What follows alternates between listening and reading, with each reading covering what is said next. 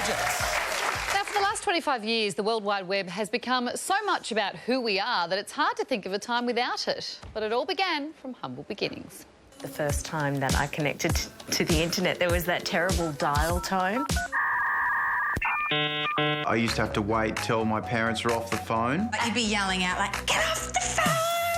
I was one of the very first people who was still in Parma to go on the internet because I had my original address, which is c.pine.mp@aph.gov.au, and I've never changed it. There was nothing you could really do because it was so slow. Like if you were downloading a picture of Pamela Anderson, it could take days. The internet, as we know it today, was invented in 1989 by English computer scientist Tim Berners-Lee. 2 years later, the World Wide Web launched to the world. Your update request will be completed in 2 minutes. I remember it being very clunky. MS Messenger, it's basically the nightclub of high school. I was just surprised that the internet is what it is today because it wasn't very good at the start. And I remember in grade 5 having to admit that I'd been looking up porn because it inserted this virus on the desktop, a icon, and it was like big boob gals or something. Today, nearly half of the world's population is connected. On last count, the net has 1 billion websites, getting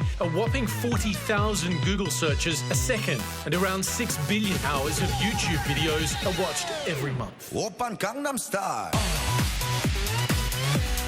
Gangnam Style. For me to be able to discover new music and young people all over the world to be able to connect with each other via music, I think it may decrease wars going forward. Hey, I just met you, and this is crazy, but here's my number, so call me maybe.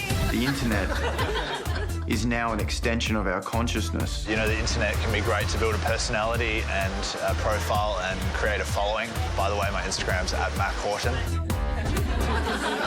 Certainly put us in this 24/7 news cycle, and it's obviously completely changed the way people absorb their news. I know a lot of people who are in public life feel exposed, and you can be really trolled like anything on the internet. And it's allowed people who wouldn't normally be able to go up to someone in the street and present as an obviously crazy person to have a voice on the internet.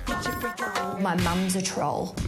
Like, not in like the hardcore way of, you know, going people, but I do see tendencies with her being way more confident than she is in real life. The power and reach of the internet has changed the lives of millions of people around the globe. The internet is an overwhelming power for good. You simply have to balance the untruths that appear on the internet with your own knowledge of the world. But then again, it's also just millions of cat videos. I mean, I've got better things to do with my time, but I have seen the one where the cat plays the piano.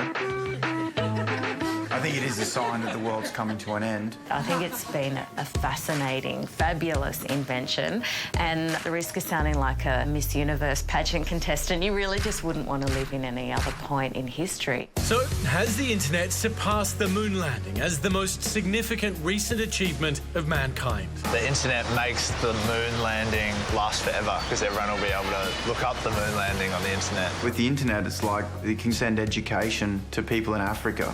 Some white dude lands on the moon. Who gives a Woman lands on the moon. Then that might be more interested. Has there not been a female on the moon? Oh, that's a good. I didn't. Just even think Google it. We're talking about the internet. Just Google it. Let me take a look. Are you a proponent of the internet? I was coincidentally thinking this morning, has it really made life on Earth better? I think on a domestic level, no. Oh. Just putting it out there. I think it's brought a lot of unhappiness, disquiet. I think the beginning of the end of the world started 25 years ago. You realise you can buy handbags on Instagram now. Do you realise that?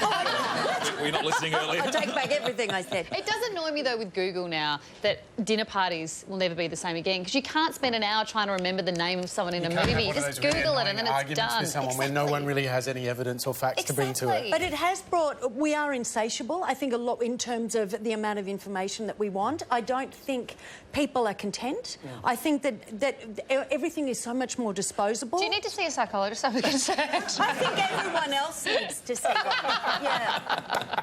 Plenty more of the projects still to come. Stay with us. Coming up, thousands of Aussies believe they suffer from Lyme disease. So why does a new report say it doesn't exist here? And with the US presidential election campaign coming down to the wire, Waleed gives us his take straight from the States. You're watching The Project.